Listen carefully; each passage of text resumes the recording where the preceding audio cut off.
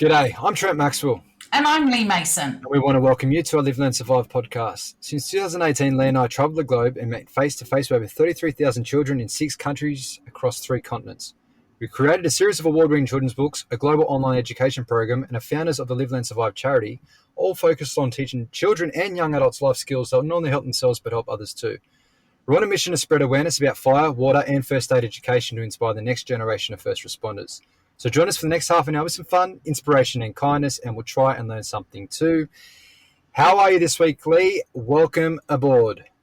Maxie, I am good. How are you this week? I'm good. It's another special guest week. It's one of our favourite days. We got a friend. We got someone to talk to. We have friends. We do have friends. We do have friends. So, yet again, we love this because, we can highlight different people in different careers. And I think this is going to be a really interesting chat. So shall I roll with the intro, Maxie? Yep, roll with the intro and we'll go straight into the questions.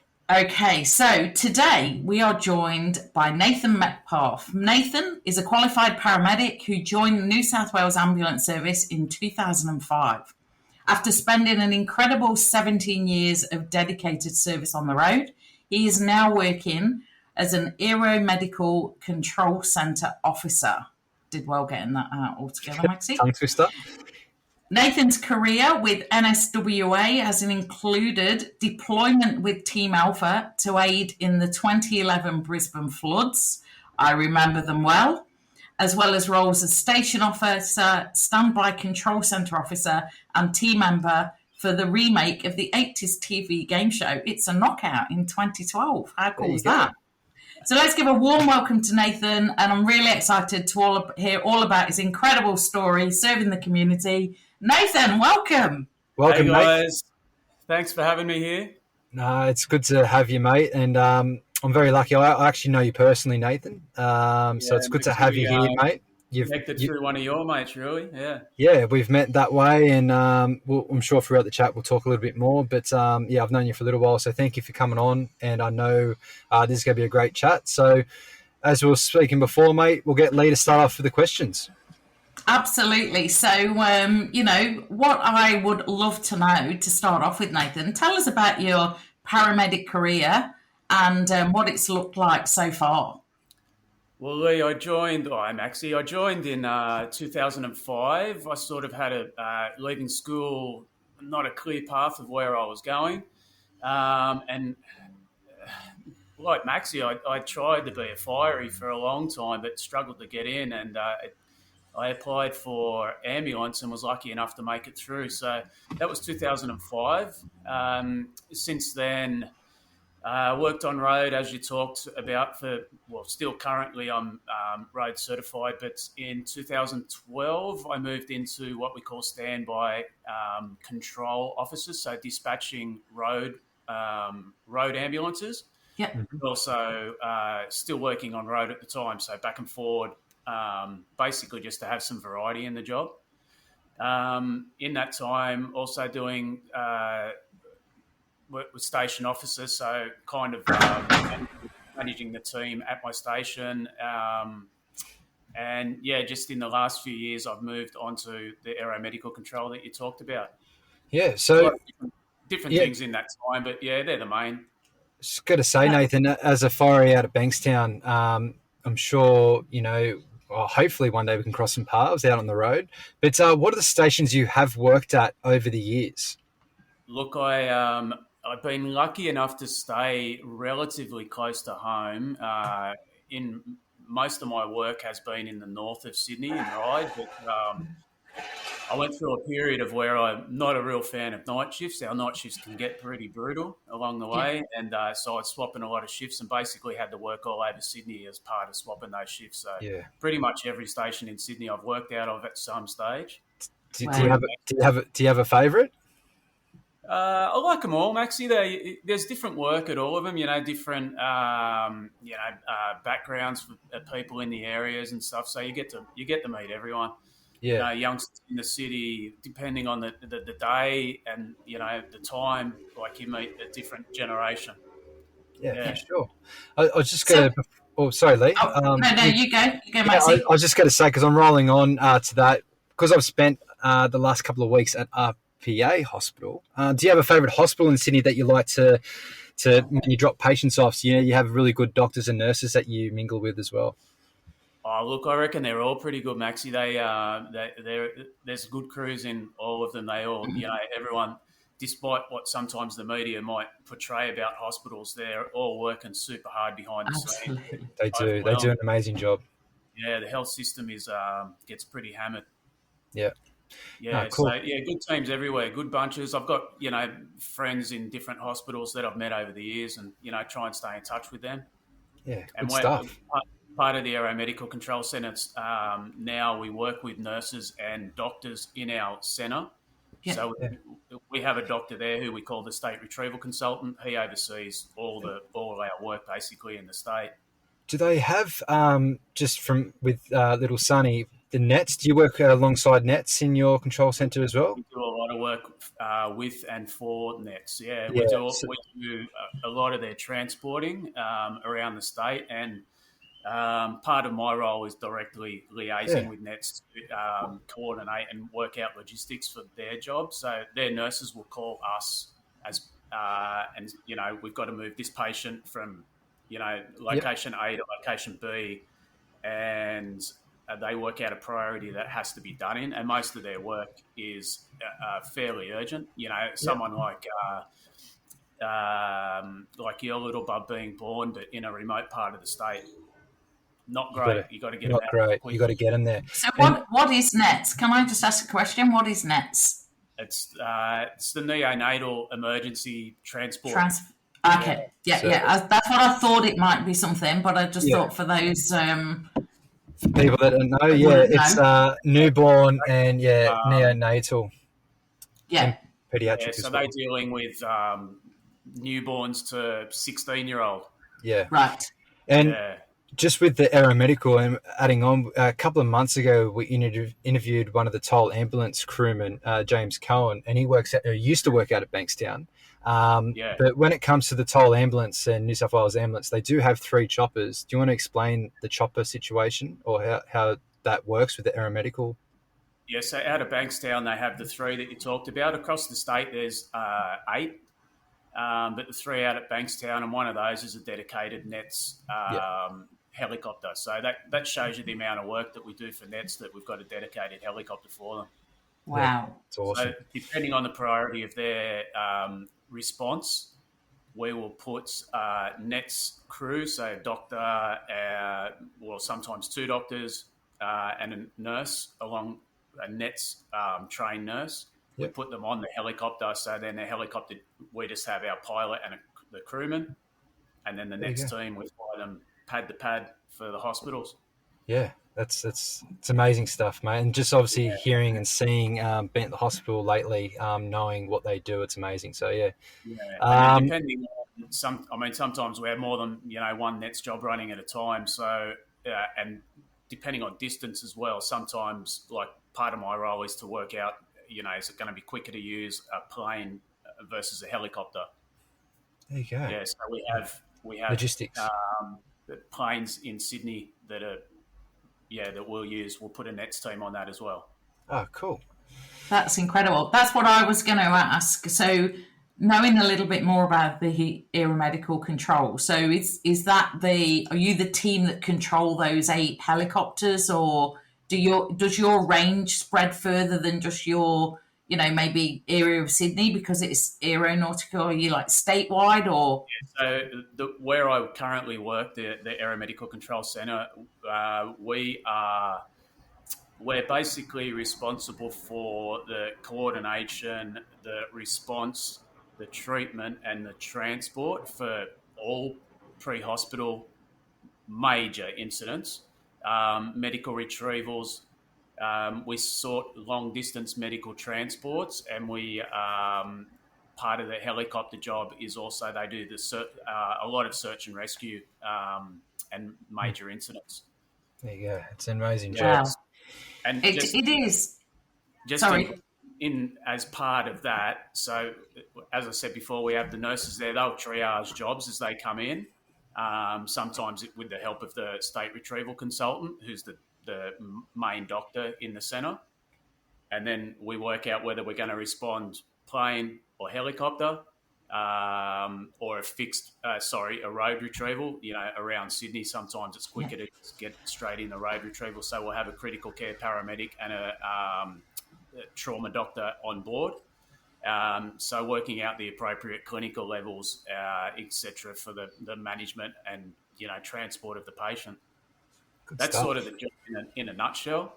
Yeah, that's incredible, Nathan, because in the room where we work, so we're divided into what we call RLTC, which does its rapid launch trauma coordinator. So they doing helicopters, and then the fixed wing doing obviously the planes.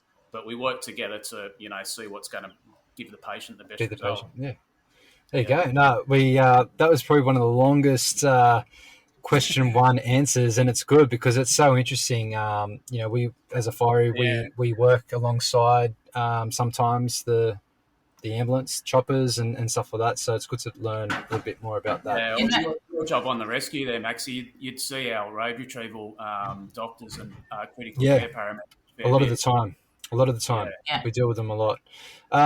Mate, who is Sorry, can I just add to that, Maxie? Sorry, I know it's like what a brilliant answer, Nathan, because me not being a first responder or not knowing this world, and like so many younger people might be listening to this and might like the idea of being, in the ambulance service.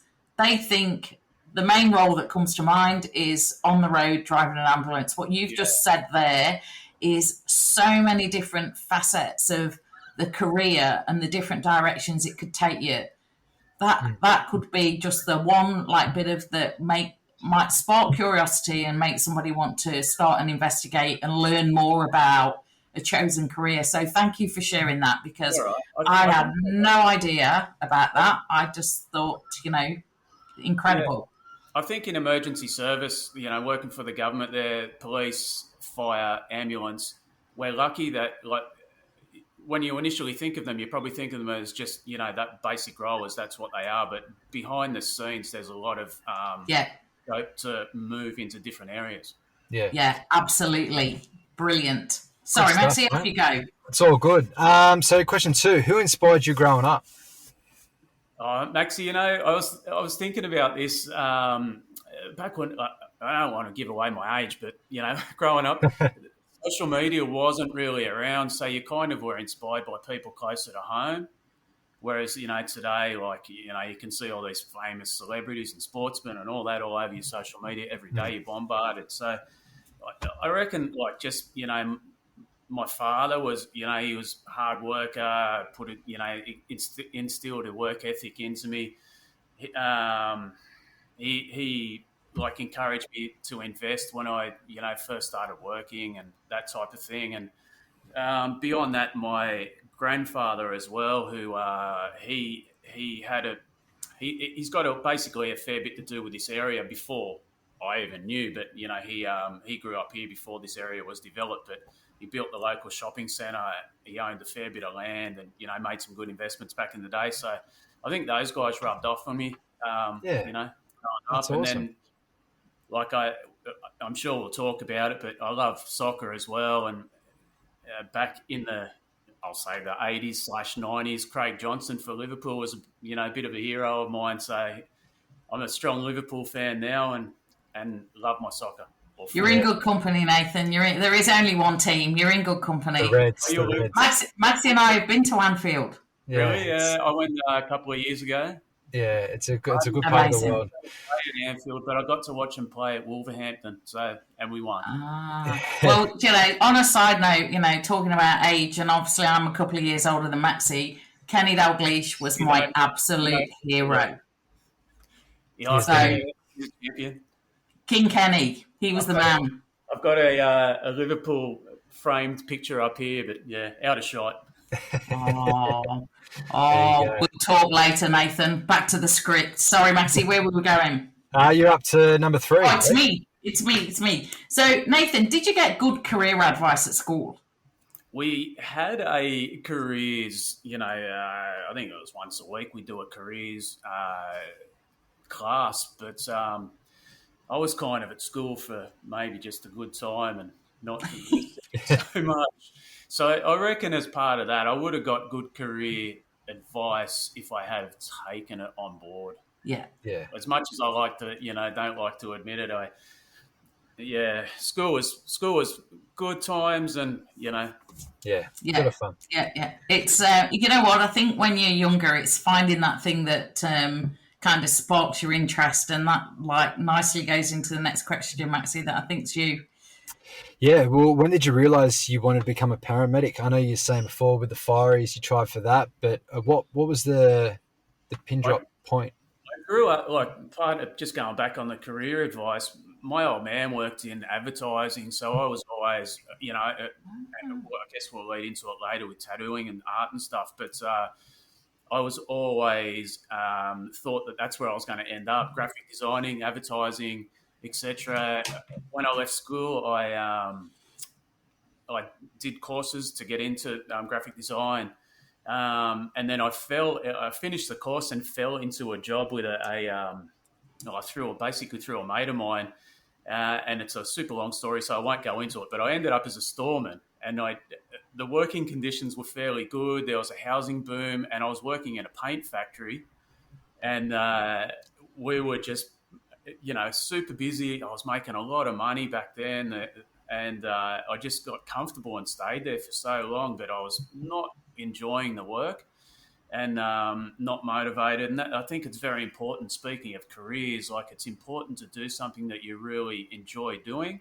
And I was not enjoying it. So I was, always looking for something else and trying year after year, trying to get into the fireys, and then saw ambulance advertise. And just back then in the newspaper, I thought I'll give it a go. It was making me a practice run for the fire brigade. And I fell into it, got lucky and got through, successful. I even thought, I'll just see how I go, whether I like it or not, still try and be a fiery. But, 17 years later, I know I'm longer than that, 19 years. 19 years, yeah. In 2005, in 2024. So 19 years later, I'm still going in ambulance. Yeah. Amazing. And still enjoy it. Yeah. Amazing. So I'm going to skip the next one because you said you saw it in the paper. So what would you say has been your best career decision so far? Well, joining was a good decision. That was a good one. Yeah. So and as I said, I got lucky. Our employment, recruitment now, most of the guys have to be university educated. Yeah. They learn a lot. They're a lot more advanced clinically than I ever was. I'm still learning stuff that these guys probably forget. Yeah. There's so much to it. Yeah, they're way better educated than I ever was. So I think my best career decision was, applying for ambulance. Yeah, brilliant. Mate, more of the serious side of the chat. Most stressful part of the journey so far? Look, Maxie, starting out, not having any kind of clinical background at all, for years, I was not comfortable going to work, and still, I still work on road, and some of these jobs you go to, you aren't comfortable. I'm sure you'd know as responding to your jobs. You never know what you're going to be confronted with. So it can be stressful that way. Just saying, mate, like thinking on your feet too, like what I've noticed, you could be the guru, the godfather, the godmother, whatever of a certain discipline within your role or your job. But every job's different, and you always get those real quirky jobs that no one's really dealt with. You pull out the ops manual and you're like looking through the pages trying to find something to do with the job that you're at, and you can't. So a lot of the time, as well as paramedics and as fireys, is you thinking of with experience and knowledge that you have in the past, but you kind of use it to good practice. And as a good rescue operator told me, you need to make sure you have plans A, B, C, D, E, F, G. Just don't have the one planned. You always got to be. Yeah. Whenever you get comfortable, that's when you're going to be bored undone. Yeah, so, 100%. On your toes, concentrating.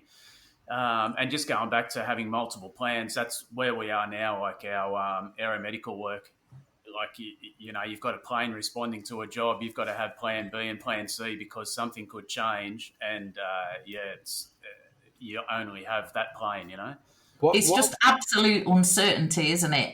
You have got no idea what your shift could be like. Yeah, exactly. Yeah. Have you got just going off script here, have you got a decent story that you can share about a job that you've done, aeromedical or as a paramedic, where it has been pretty crazy? Oh, Maxi, they're probably all long stories, but examples of things like remote jobs, for example, out the back of Burke and all that, where there's not a whole lot of infrastructure. So a lot of these properties will have runways. They've got hundreds of thousands of hectares of land. Yeah. They'll have a runway on their property. Yeah, we've had a plane land on one of those, and actually, once it's stopped, it has sunk into the runway after they've had big rains out there. You've still got an unwell patient. So what happens then? Do they just send another, or how do they do? They just send a car, or they go?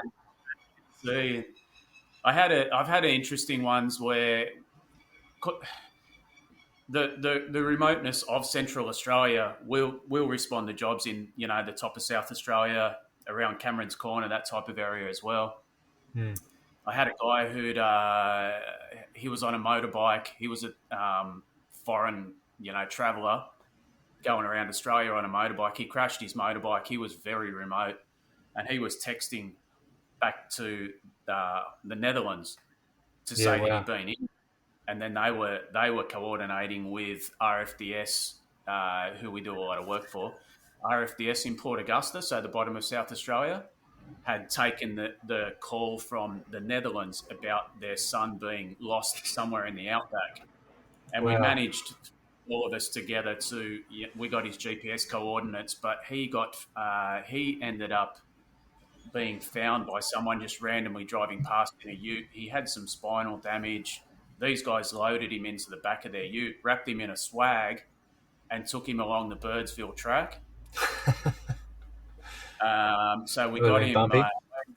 I ended up having a helicopter responding from I'll elaborate a little bit more. Sorry, it's a long story, but in some of the mining sites, they're so big that there is paramedics work in these helicopters on these mine sites. So we, liaising with this guy, we were able to give him some coordinates of where this ute may be. They managed to meet up. He's flown the patient from the Birdsville track into Birdsville Airport, where I got a plane from Broken Hill to with them, and then flown down to South Australia to the hospital. Logistics, mate. That's unreal. Yeah, it's logistics and having plans and, just just trying to making it work. Making it work. And you saved that guy's life, and it must be an awesome feeling to know that you contributed to that guy getting the care he needs. A lot of work along the way, and a lot of people involved. Yeah, but eventually he got the hospital where he needed to be. Incredible. So obviously that's like, like I say, not like a regular day as many people would understand. Incredibly stressful. How do you deal with that stress? How do you look after Nathan? Well, I try not to overthink my work, which it helps, I reckon. But I've got, outside of work, Maxi has touched on, I think, earlier, a bit of tattooing. So I've got side interests in there. Yeah. I love my soccer and play it like you wouldn't believe, but I'm battling some knee injuries at the moment, but still trying to play through it. I like to keep fit. I do a lot of just reading books. I've got into gardening lately, and I'm about to do what is known as the Shitbox Rally, which is a charity fundraiser for the Cancer Council. Yeah. And just talking about Birdsville, I happened to be as part of the Shitbox Rally last year. I went along the Birdsville track and we stayed a night in Birdsville, so that really helped as part of my job, knowing the area. idea of Yeah. That's, So that kind of keeps your mind occupied and off work when you're not there. Yeah, absolutely. So the rally, just say a little bit. So it's for cancer, and isn't the idea that you just have like lots of different? Do you get like donated a car, or it's literally some of these cars are like like there's lots of mechanics and maintenance along the way, isn't there? Just explain. So, and what kind of distance is it? So people can like imagine. The shipbox part is in reference to the car, so it's got to be worth $1,500 or less. There you go. You don't get much for that. Yeah. There's a $5,000 charity like entry fee, I guess. So I've been lucky enough that we've got some sponsors on board, but also just friends and family donating. Yeah. So to get over the 5,000, which goes towards Cancer Council. So 250 cars do it each year. Last year we raised my spring rally last year raised $2.4 million, which was fantastic. it's amazing. And just going on amounts, the shipbox organisation have raised $50 million in the last 15 years for cancer. So That's fantastic. unreal. Right? Phenomenal. Yeah. So distances can be. Last year we did as part of the rally was about 5,000 kilometres. Yeah. And all through dirt roads down. Like, you're driving a $1,500 car down the Birdsville track that set up four-wheel drive going along there. So what happens for out of those 250 cars? Surely a couple of them would just die. They die. So they die. So what happens then? Do you just take a car like Bill and Barbara and Paddy, and they jump in your car and in your car? Yeah.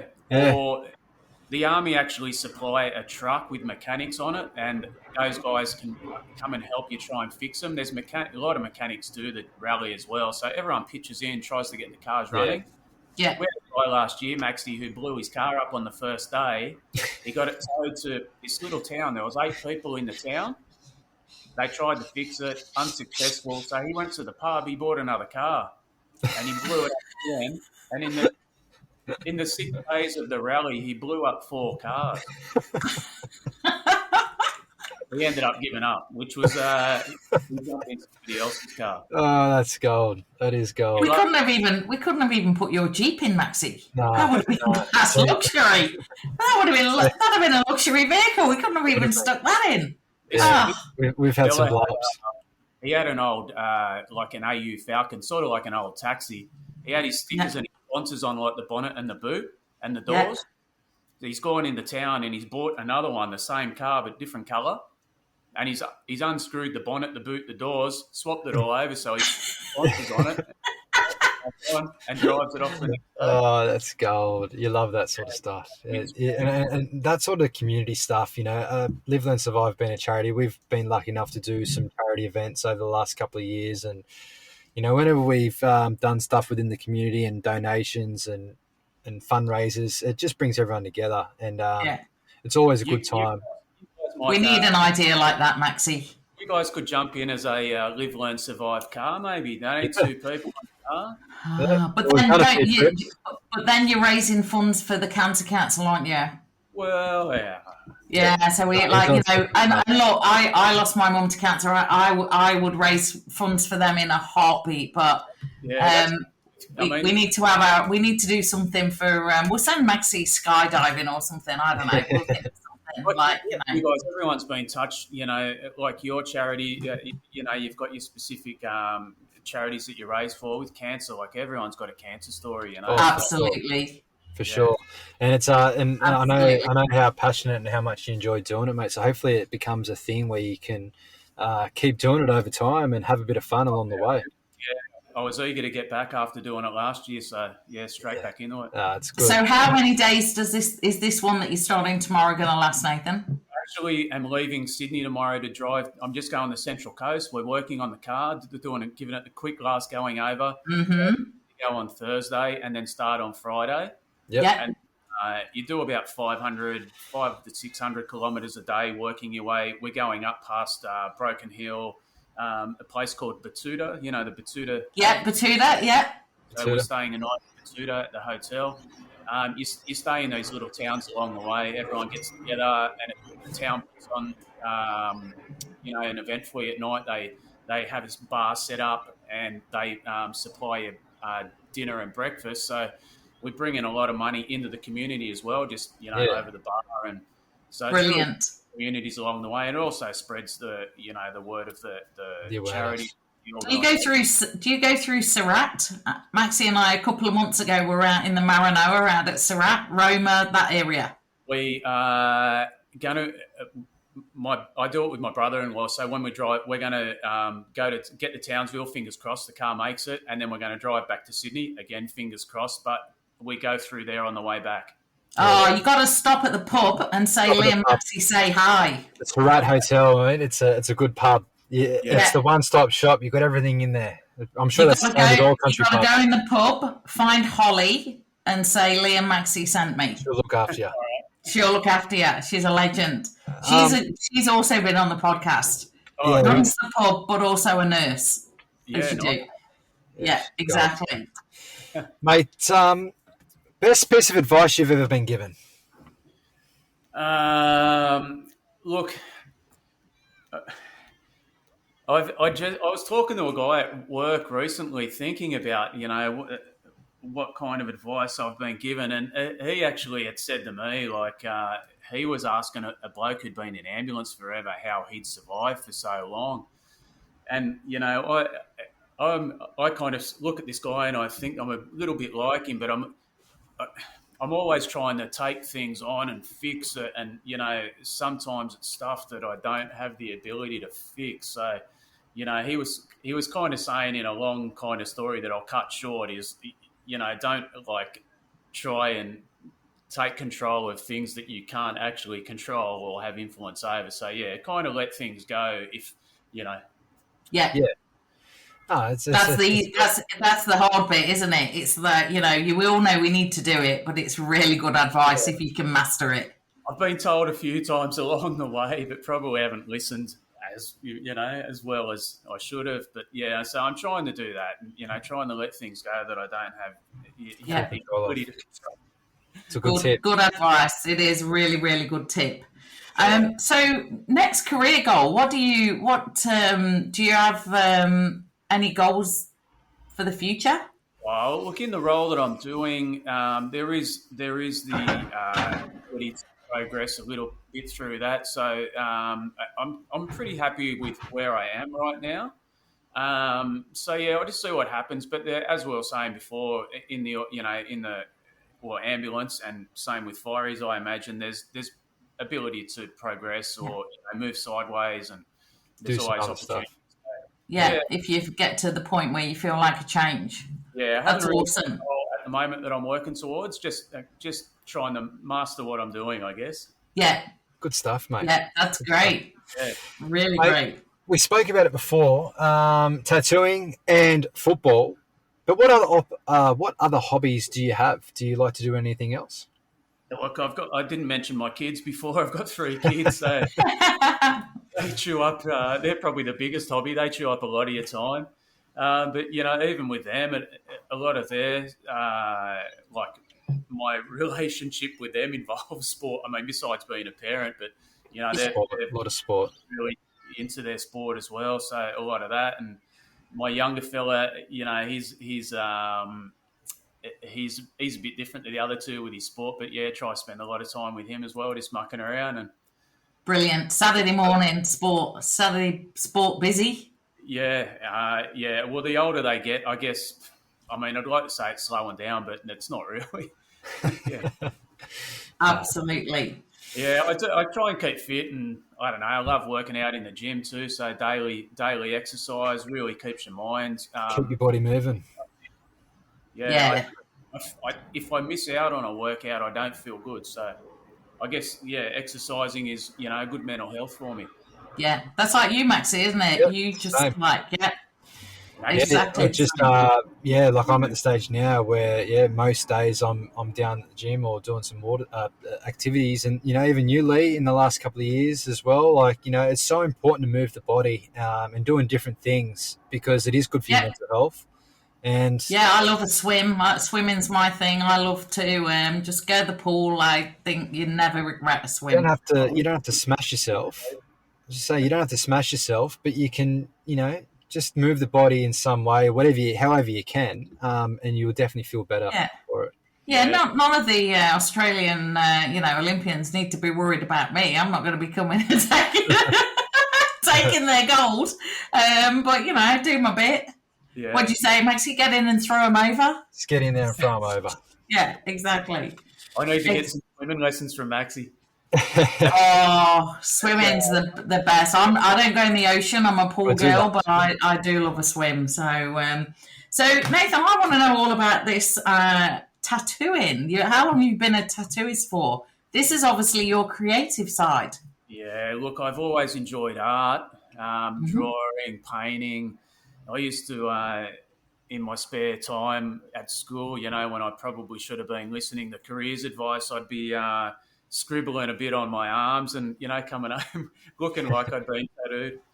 And I don't know, just along the way, like I always wanted a tattoo, and my mum and dad were always like, you can't have one of those. So the first thing you do when you're old enough is go and get one. But I don't recommend that, kids. Whoever's listening, you should listen to your parents. That's good advice. There speaks dads. If you do get a tattoo and you're over 18 and you really want one, you can do it. Go see Nathan. Nathan will sort you out. Yeah. What you want. Nothing silly that you'll regret. In saying that, though, that's how me and Nathan, a few mutual friends, another firefighter I know, but Nathan's done a few of my tattoos that I have. I've got a couple on me, and we always have some really good, deep and meaningful chats, and it's always good to catch up, mate. So thank you for your time and the art that you've done on my body. But it's a pleasure. I love hanging out with you, mate. We need to do it more. 100%, mate. Well, I think after little Sonny's been born, there's a date coming up where I'm going to catch up with you for a beer and maybe a cheeky tattoo. We'll see. Yeah, you got to get Sonny on. Absolutely. For sure, somewhere. So how long have you been doing it, Nathan? Well, actually, the tattooing.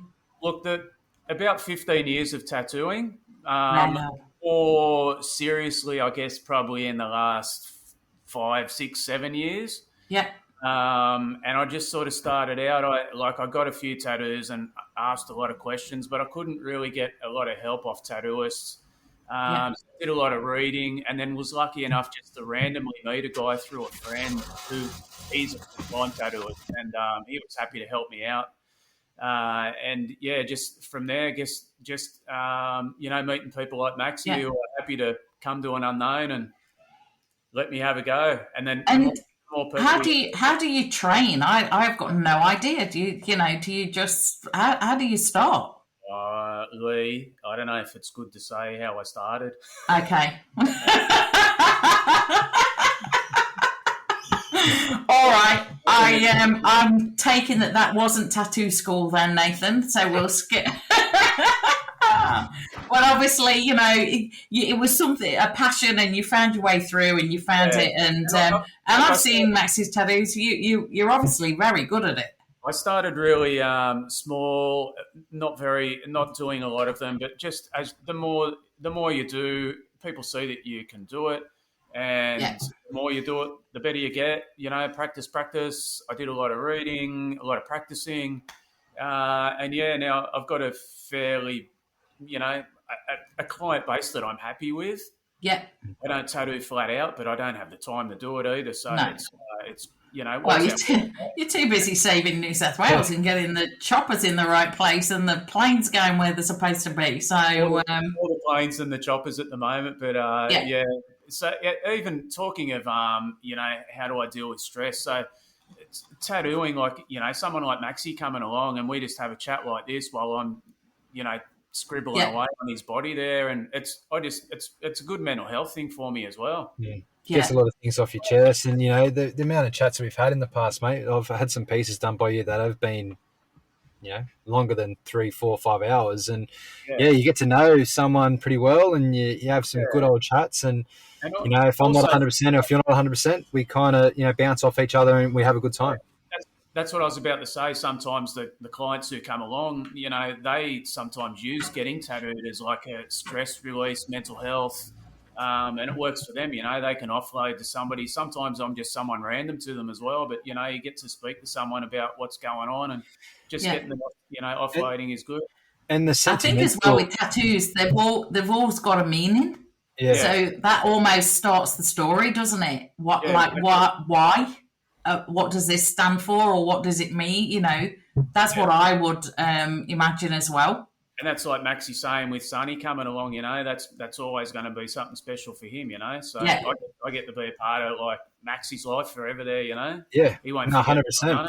And a lot of the tattoos are sentimental in some way. Some people get some silly ones or whatever, but there's a story behind it. But yeah, that's why if someone is going through a loss in the family or a birth in the family, or a rough period of their time with battling something, sometimes people do it to express how they feel, and it reminds them of a good and a bad time. So it's a good art.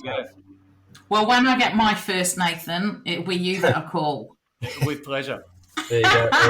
I can't get there because my dad will still tell me off. I'll be like, You just get the words, you'll never walk alone. You'll never, why, Why and why, whatever, you'll never walk alone, Yeah, exactly. I'm thinking of doing one soon. Sorry? I'm thinking of getting one on myself soon. There you go. Absolutely.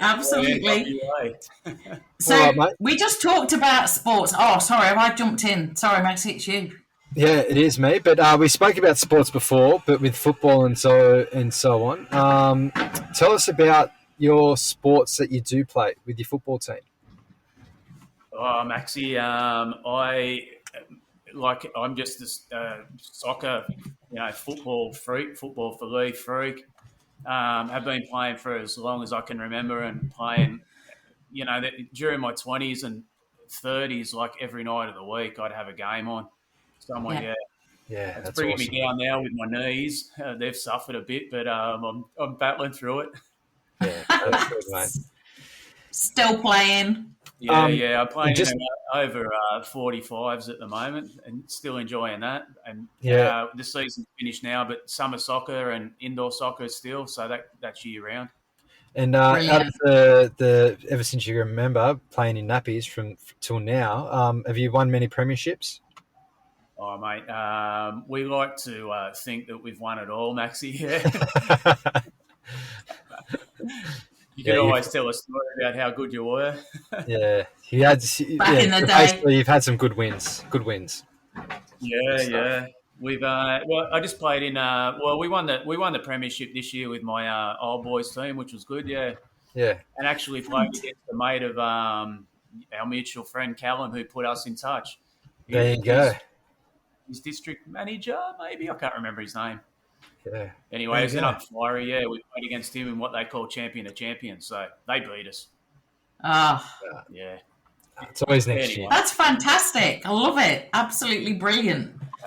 Absolutely brilliant. So if you weren't a paramedic, Nathan, what do you think you would do? Look, I reckon you guys could probably guess already, but a fiery would have been, I reckon, pretty good role for me, but probably a tattooist. And I'd love to say professional soccer player, but I just never got into it back in the day. Yeah, I've got an elder son now who's he's quite handy with soccer, so maybe I'm living a bit of my soccer passion through him. Yeah. We got him. Has he been spotted yet by a coach or? He actually played Australian schoolboys back in the day when toured the UK, which was that's amazing. One of my proud moments. He scored a goal against England in the international. Well taken. Brilliant. That's amazing. Who would you support now, Lee, living over here? Look, do you know what? I'm just a Liverpool supporter. I mean, I was a Liverpool supporter in the 80s from being a teenager, and being from Nottingham in the 80s, it was actually the time when Liverpool's biggest rival was Nottingham Forest. Yeah. So, but I was never, ever a Forest supporter. Actually, the opposite. So, it was a thing. I got into it teens. My dad is a Scot, a massive Celtic supporter. So the old Celtic Rangers rivalry, many of the Celtic Dalglish came from Celtic to Liverpool, came through my dad. Football is huge in the UK. Good choice to follow them. I actually meant, would you support England or Australia? Sorry. I thought you meant like a club or whatever. Look, you know what? When it comes to football, it would be England. It would be England. There's nothing like being in a crowd of well-behaved England supporters, the good supporters, not that, just that whole. I was just actually over in England when the European Championships were on, and we were in a hotel in Scotland, and I ended up in the bar, and there was a Dutch guy, my husband's English, there was myself, there was a German guy, and there was about 7 nationalities in the middle of the Highlands of Scotland sitting around the bar, sitting around the TV in the bar. And the guy behind the bar was Polish. And it was one of those things that, football, they call it the world game, but it was everybody having kind of respect for it was just a lovely, lovely atmosphere. And I think that's the beautiful thing of, football. And, so that's why I would still sit in the pub and go England. You got it right there, talking about the world game and football bringing people together. Like me playing it for so long in so many teams, like I've developed so many relationships through it, Friends, so many friends, getting out there and getting very involved. multicultural. Yeah, exactly. And it's such a, kids. I've seen kids playing, there's some great TV ads, kids playing football that with just rubber bands, anything scored, they just kick in a field kicking a football, and it's just accessible to every child as well. So, it's like cricket in India, every kid can do it. Yeah, exactly. Mate, towards the pointy end of the chat, it's been a great chat so far, but what advice would you give to your 16-year-old self? Maxie, what would I give to myself? Probably, if you have life goes fast, I guess. I've got to, my eldest now is 22. I remember when he was Sonny's age, Maxie, being there for the delivery, you would have been there. Life goes so fast. So if you've got, a goal that you want, work towards it. Don't let things put you off. Get a plan and make it happen. Yeah. Because before you know it, you'll have kids, you'll have kids of your own, and it just happens so quickly. Happens quick, yeah. So you got to get things, dreams and goals in place, because if life does go too quick, you want to spend, the other part of your life bumming out that you didn't get a chance to achieve any of those goals or dreams. And, you do have time if you put your mind to it. So, yeah, it's good advice. Yeah, make time for what you want to do. Don't put it off. If there's something that if you want, go after it. Yeah. That's really great advice. Brilliant. So last thing, Nathan, we have a Live, Learn, Survive playlist. So everyone that's ever been a guest on the podcast, give us their, the go-to song. You said you weren't a fan of the night shift, but you got a night shift. You're putting it in the car. You're heading to work. You're thinking, what is the go-to tune that's going to get me going for this shift? This one will really give away my age. Are you guys old enough to remember In Excess? Oh, of course. Yes. I used to get, when I was back at school, I used to get pumped up before. I used to play rugby at school. I used to get pumped up with their song "Don't Change." Don't change. You know what? Brilliant. Yes. Love it. Don't change. I listen to everything, but that really, that still does it for me. Well, mate, that's added to the playlist. So if you got Spotify, look up Live, Learn, Survive, and it's the most recent added song. And in that playlist, you've got all different songs from all over the world of people adding their happy, go, lucky, pump up, fire up songs. So it's a really good playlist. So you've contributed to that. So thank you, Nathan. In there. So did you ever go and see In Excess? Apparently, back in the day in Sydney, did you ever get a chance to see them? I actually didn't, disappointingly. I've seen a lot of bands, but yeah, I didn't get to see them. I was just at Cold Chisel actually on the weekend, which was fantastic. Yeah. No. I know I've got a couple of friends that used to go and see them a lot. Around like eastern suburbs and like further down. What's the pub further south? Like they used to. So I wondered if you'd ever had a chance to see them live. It's one band that I regret not seeing. Yeah. It's always the one. Good stuff, mate. It's Nathan. It's been an awesome chat, mate. Hats off to what you do within your role with ambulance. You're doing some great stuff there. Look forward to catching up after the shipbox rally. Good luck. Make sure you come home in one piece. And I'll be catching up and getting a tattoo with you soon, at least before the end of the year, to celebrate Sonny's birth. But thanks, mate. It's a great chat. And anyone out there, like what Lee was saying, anyone out there that might be put off being on road as a paramedic or being involved in ambulance, so many different opportunities, not just with New South Wales ambulance, but ambulance around the world. I'm sure that they do have.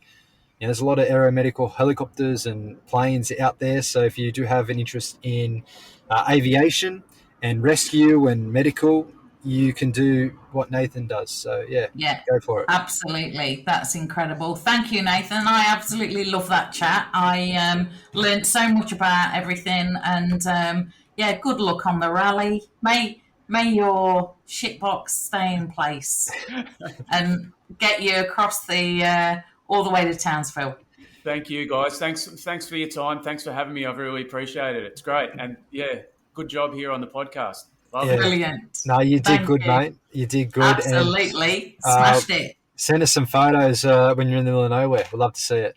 Will do. For sure. Take care, guys. That was brilliant. Take care, everybody. Have a good week. Stay safe, and we'll see you soon. Can I plug my shitbox social media? Yeah, of course. Tell us. We drive a Camry, so it's called Sons of Anna Camry. Sons of Anna Camry. A&A Camry. Anna Camry. A&A Camry. Yeah. There you go. Well, we'll give it a shout out for sure. Exactly. Well, Camry, I mean, that could be a nice, smooth drive. It's unbreakable Toyota, mate. I tell you what, we love a bit of Toyota, don't we, Maxie? Our friends that serve Toyota, there's nothing wrong with Toyota. Sons of Anna Camry. Well, I'm going to be following that. Absolutely. On Instagram or Facebook, Lee, you'll find us. Brilliant. I'll be there. You'll have a new follower within the next 10 minutes. All righty. Legend. All right, legend. See you all soon. Thanks, guys. Bye. Bye. See ya.